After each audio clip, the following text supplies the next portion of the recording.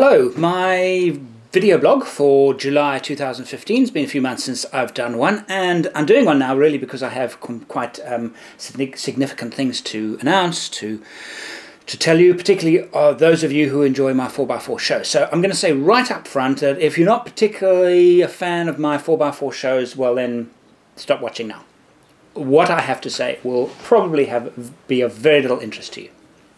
But if you do like my shows, then it's time to announce that I'm not going to be staying in England.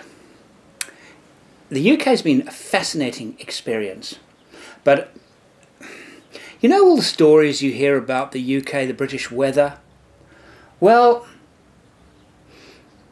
it's even worse. It is even worse than they say. You know, it's like the frog in the boiling water. If you slowly warm up the water, the frog will continue swimming around and around and around and won't actually notice that it's being boiled, because it's a slow... What I'm really trying to say is the British people are used to it. They're used to this terrible weather, and they have adapted to it, and they're not unhappy with it. They accept it, and that's fine. I can't. I like being outdoors. I have spent at least, if not more, than 9 months of every year here indoors. I enjoy going to the pub as much as the next man, but it's not something that I want to do all the time or even every week. The occasional, yes, nice. The television here can be very good, but it's also terrible, like it is in most countries in the world. Just so much rubbish designed and produced for the lowest common denominator, the viewer that has very, very little intelligence. I just can't enjoy that kind of television. So when the good BBC stuff comes up, yes, that's great. But I don't like watching television. In South Africa once, I actually lost my television set, believe it or not. We were watching so little of it, and we'd moved the house, the lounge around a bit, and somebody months later said, "Where's the television? Maybe we should watch some television." That's how much television I watch. And now if I want to watch something interesting, I'll go onto YouTube. So the advantage of television in the UK is just not there, apart from the occasional BBC shows. I am no longer looking for a major television network to broadcast my shows. It's just not something that I want to do anymore. I've tried. One of the main reasons why I came to the UK was actually to find a producer, a network that would take me on and say, "Yeah, your shows are really good. Let's develop them. Let's make a market, etc., etc." I've learned that in fact that if you don't actually know somebody, it's a very closed industry, very cutthroat. If you don't know anybody in the actual industry, you haven't got a chance. So I'm no longer doing that. So I'm not interested in a major network. If they see my show and come to me, fine, I'll talk to them. But I'm no longer looking. And the reason for that is YouTube. I realized that, in fact, if I produce good quality shows and put them on YouTube, I produced a show last year on the Land Rover Defender. It had the flip-top canopy. It was called Land Rover Defender Ultimate Camper Conversion. And it receives, it's in 7 months, just under 600,000 views. By the time you watch this, it probably would have hit 600,000 views in 7 months. Now you work that out, and that earns me money every single day. Not a lot, but it trickles in. And I have 150 videos, none of them close to that kind of, but all most strong. And I have my own TV channel. That's really what I'm trying to say. YouTube is my own TV channel. With the Patreon campaign, I've got a small group paying for content. In other words, they love the show so much, they just want me to make more and more and more and more and more. And so they contribute, most of them, $1 a month. And that $1 a month makes all the difference in the world. And in fact, some of them contribute a lot more than $1 a month. But that, if I'm honest, that has made all the difference. Because of that, I can continue, and I'm continuing making 4x4 shows because of that Patreon campaign. And to a degree, the way now I'm putting everything onto YouTube, eventually everything ends up on YouTube. It goes up on Patreon first, etc., etc. And of course, subscribers get to watch the shows and download the shows and keep them on their iPads, etc., etc. So what I'm saying is that my four-wheel drive videos are going from strength to strength, but I don't want to do them from the UK. The overlanding industry in the UK is minuscule. It is so small. It's just so small. Interestingly enough, though, the viewers on my YouTube channel start with the United States. Just under 40% of my viewers actually come from the United States. Then Australia is coming in at a second. I'm sitting at about 20% Australia. So a good strong second Australia. Then the United Kingdom. And then South Africa, Canada and Germany kind of vie for fourth place.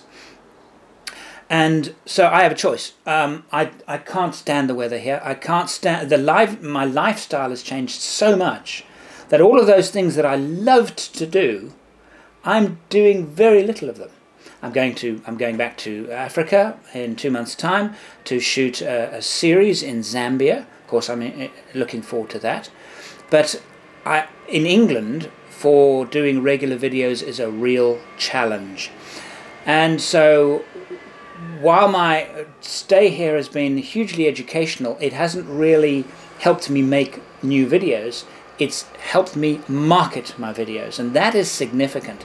And if I think about it, the marketing, of course, is actually more important than the content. You can have the best book in the world, and if you don't have the right marketer, publisher, if you can't get people to see it, then, well, what's the point?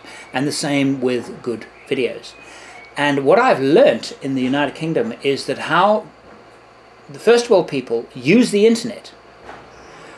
In South Africa is a good, dare I say it, 10 years behind in terms of how people use the internet.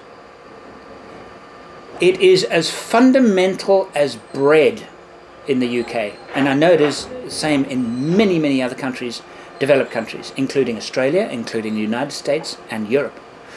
You cannot do anything without the internet, and you can't pay your taxes. It's you know, and I couldn't believe it. I mean, I arrived here and it was a staggering thing to learn, is that the internet is fundamental to life, fundamental to every element of life. If you need to do it, you do it on the internet, or there might be another way. That's the way it works. Not the other way around. Or, oh, you know, in South Africa it was, yeah, maybe you can do it on the internet. No. That's not the way it is in the rest of the world. It's, you do it on the internet. You mean you can't do it on the internet? Oh, it must be broken. It's that significant, which has taught me that my television shows and YouTube and all of the other things that I've learnt while being in this country has changed my market. It's changed the way I make films, it's changed the way I market those films, and that is absolutely significant.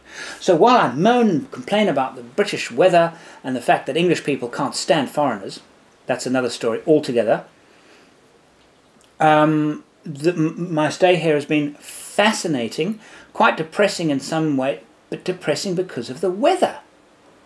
Nothing else really, it's the weather. And so I can't stand it anymore. And so where do I go? Well, I could go to the United States. I believe my market there is very, very large.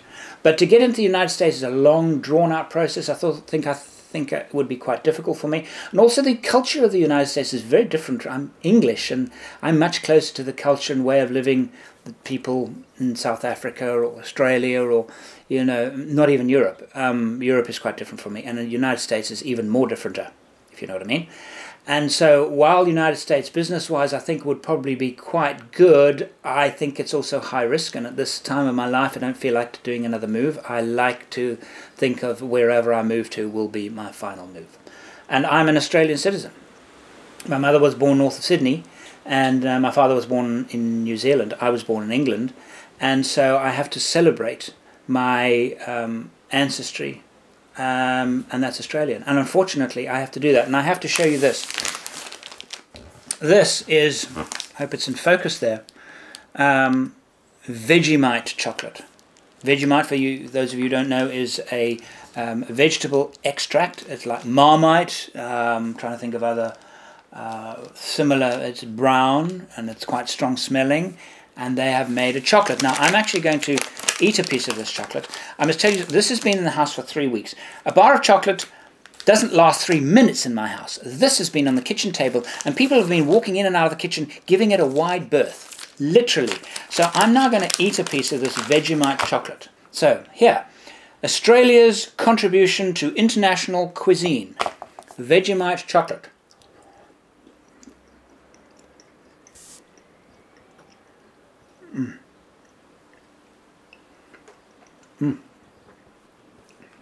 It's appalling.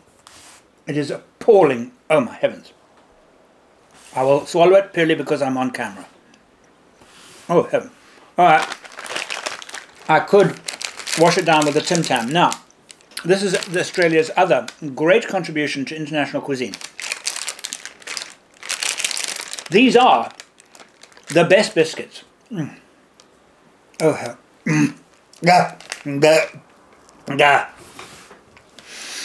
These are the best biscuits on Mother Earth. Truly Australian Tim Tams. So that's where I'm going. The land of the Vegemite chocolate, and the land of Tim Tams, and the land of fantastic overland and 4x4 opportunities. As good, maybe better, than anywhere in the world. So that's my announcement, is really. I'm glad you've been part of it and you've watched the video all the way along to this particular point.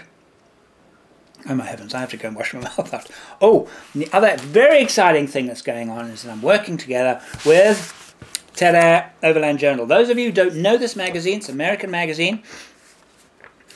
And that wreck is the Edward Boland on the Namibia coast. That's a really good magazine. If you love overlanding, it's glossy, it's good, it's well written, it's well researched. I think it's quarterly. Yeah, quarterly magazine. I'm working with them with their website, and I'm doing some posting on Expedition Portal, which is their big forum, which is really the biggest overland and 4x4 forum in the world. And I'm posting and sharing articles with them. And that's quite a nice breakthrough, actually. Very nice bunch of guys, and they do a really good product. So that's my news for July 2015. Lots of videos coming up. Keep close, keep connected. In the next 3 or 4 weeks, lots of new material coming up on my YouTube channel. And, of course, Patreon supporters get it all first.